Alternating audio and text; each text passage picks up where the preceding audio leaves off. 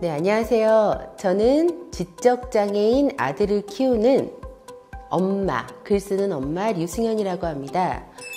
오늘은 발달장애가 있는 제 아들의 건강권에 대해서 이야기를 하러 나왔어요.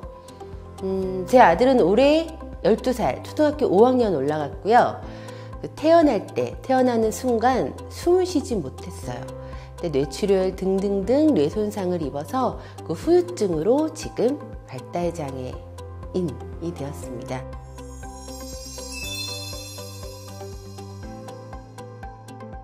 발달장애인의 건강권에 관한 이야기를 하려면 제가 그동안 제 아들의 건강권을 어떻게 지키지 못했나, 이거에 대한 실패담을 먼저 얘기해야 될 것 같아요. 그래서 그 얘기를 먼저 해드릴게요.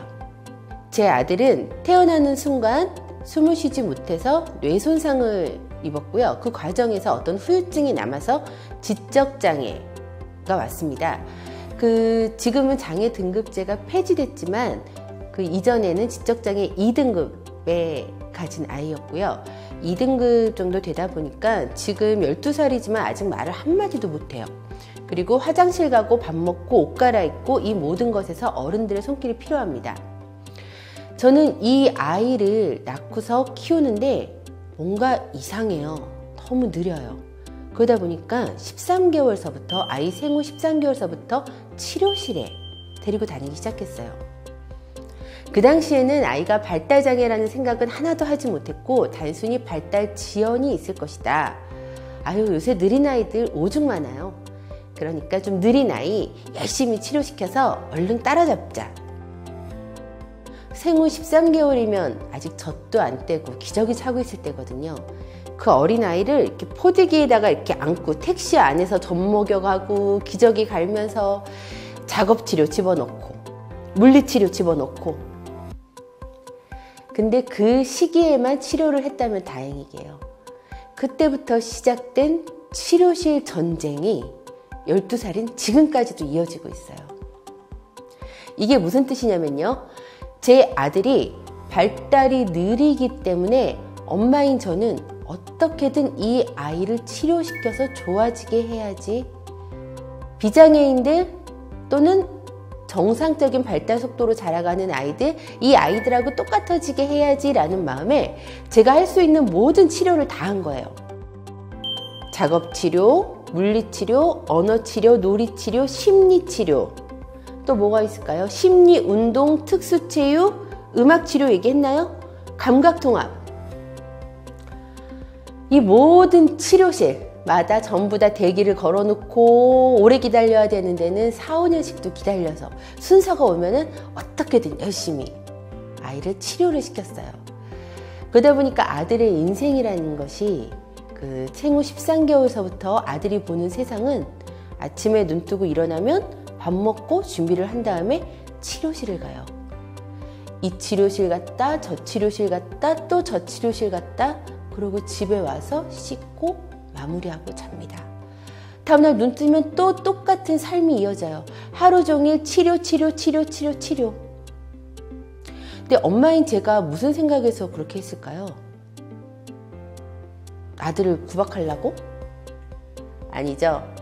저는 제 아들을 건강하게 하고 싶었어요. 남들과 똑같은 정상으로 만들고 싶었어요. 치료를 열심히 받게 하면 내 아들도 정상이 될 수 있을 거야. 자, 힘내보자. 우리 부부가 돈 한 푼도 없는데 빚을 져가지고 치료실 열심히 다니자. 근데 지금 12살이 됐죠? 어떻게 됐을까요? 제 아들은요, 여전히 말 한마디도 못하고요. 언어치료 7, 8년 동안 받았어요. 아직 말 한마디도 못하고요. 여전히 옷 입거나 화장실 가거나 엄마의 손길이나 어른의 손길이 필요하고요. 이게 무슨 의미냐면요, 저는 제 아들이 건강해진다는 거, 여기서 잠깐 제가 이렇게 짚고 넘어가야 될 이야기가, 저는 쌍둥이를 키우는 엄마예요. 비장애인인 딸과 발달장애인 아들이 있어요. 비장애인인 딸에게는 제가 기대하는 바가 틀려요. 어떤 걸 기대하냐면, 어릴 때는 건강하게만 자라다오. 잘 먹고 잘 싸고 잘 웃고 친구들하고 잘 놀면 그게 바로 건강한 삶이잖아요. 딸은 그렇게 키웠어요. 근데 그동안의 아들은 어떻게 키웠을까요? 다른 잣대 다른 기준으로 아들을 대했죠. 나이가 동갑인 두 아이가 이렇게 자라가는데 딸에게 기대하는 것과 다르게 아들은 친구들하고 노는 것, 아니 잘 먹고 잘 싸고 잘 웃는 것, 아니 그보다는 빨리 발달 따라잡아야지, 엄마라고 말해야지, 계단 혼자 잘 걸어 올라가야지, 숟가락질 잘 해야지, 공차기 잘 해야지, 이런 거를 건강의 기준으로 보고, 정상의 기준, 건강의 기준으로 보고 이런 것만 요구를 했던 거예요. 제 아들의 삶이라는 것이 이상하게 치료의 횟수나 시간은 점점 늘어가는데, 그럼 그에 따라서 아들은 점점 더 정상이 되고 더 좋아져야 되는데, 그게 아니라 오히려 아들은 점점 더 세상으로부터 폐쇄가 되는 거예요. 할 수 있는 것, 하려고 하는 것, 모든 것이 다 적어져요. 왜 이런 일이 발생을 하는 걸까 고민을 하고 있는 중에 ICF 강연을 듣게 되는데요. ICF는 WHO에서 권장하는 건강기능장애 분류라고 생각을 하시면 될 것 같습니다.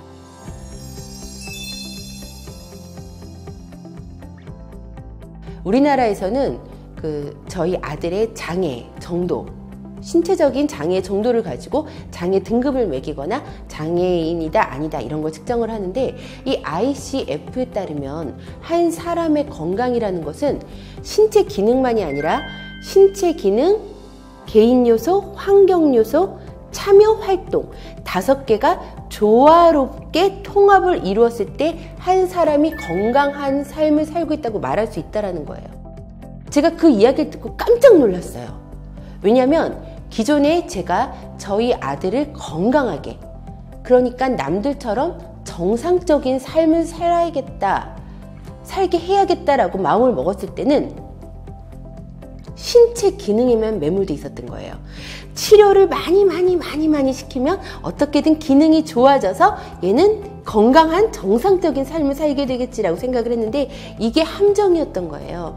알고 보니까 한 사람의 인생이라는 것은, 삶이란 것은, 그리고 건강이라는 것은 하나의 요소가 아닌 모든 요소가 조화롭게 조화를 이루어야 했는데, 이것들을 다 간과했던 거예요.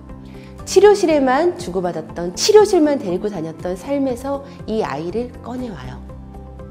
엄마랑 같이 놀러 다니자. 지하철 여행도 하고 물놀이도 하고 버스 타고 다니고, 인사동에 가서 그림도 구경하고 오자. 그리고 홍대 가서 사람들도 구경도 하고 마트도 가고 도서관도 가고, 세상 속에서 어우러져 사는 거, 참여하는 거, 같이 활동하는 거, 이거 한번 느껴보자. 이렇게 제가 제 아들의 건강한 삶을 설계하는 방향을, 기준을, 시각을 바꾸게 돼요. 이렇게 아들의 보호자인 엄마인 제 생각이, 제 인식이 변화된 이후로부터 제 아들의 삶이 변화되기 시작해요.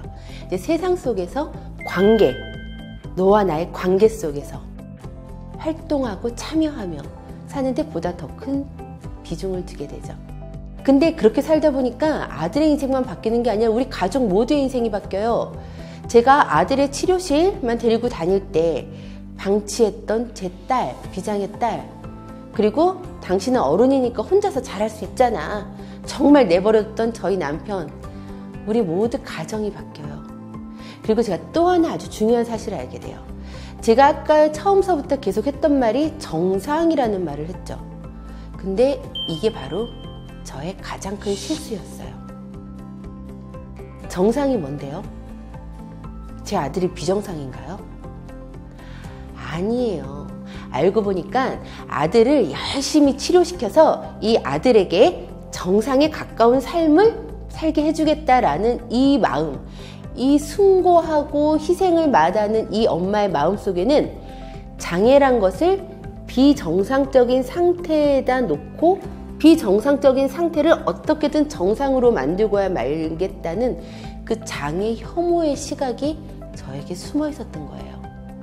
장애 자체를 나쁜 것, 안 좋은 것, 몸에서 몰아내야 되는 것으로 인식을 하고 있었기 때문에 치료를 통해서 이것들을 어떻게든 몸에서 없애려고 했던 거예요. 근데 장애란 그런 것인가요? 아니요. 저희 아들에게 발달장애는 평생 없어지지 않아요. 이건 나쁜 게 아니라 그냥 자연스러운, 우리 아들에게는 가장 자연스러운 상태에 불과해요. 그러기에 그 상태에 적응해서 다만 함께 살아가면 되는 겁니다. 정상이냐고요? 당연히 정상이에요. 저에게 가장 정상인 상태는 지금 딱 이 모습 있죠? 이 모습이 저에겐 가장 자연스러운 정상의 상태예요. 저희 아들에게 정상인 상태는 말을 하지 못하지만 아깨깨깨깨깨 이렇게 하면서 자기 의사표현 다 하고, 비록 옷 혼자 입을 줄 모르지만 옷 입혀달라고 가져오고, 이러는 게 가장 아이들에겐 자연스러운 바로 그 정상의 상태입니다.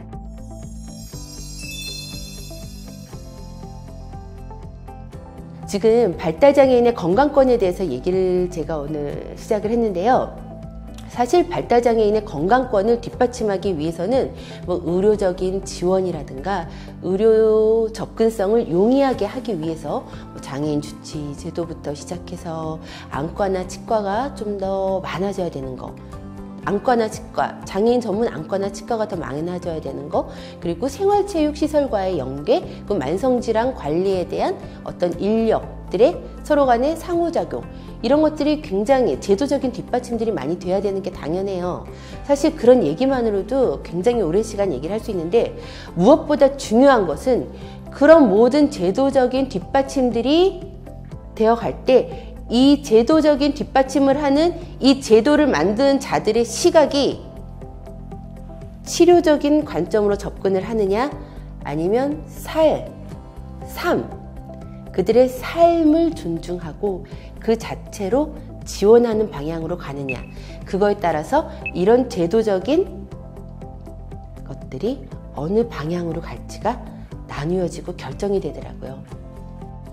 제가 오늘 여러분에게 마지막으로 당부하고 싶은 말은, 발달장애인의 건강, 내 아들의 건강을 지키겠다고 치료에만 이렇게 매몰했다가 정작 내 아들의 건강한 삶을 외면했던 이 엄마의 반성이 섞인 지난 과거의 얘기를 여러분들은 타산지석 삼아서 앞으로 여러분들이 발달장애인의 건강권에 대해서 고민을 하실 때 치료적 관점이 아니라 어떻게 삶 속에서 활동과 참여를 함께 이끌어내서 신체 기능이 낮으면 그것을 활동과 참여와 개인 요소 환경으로 이렇게 끌어올려주면 돼요.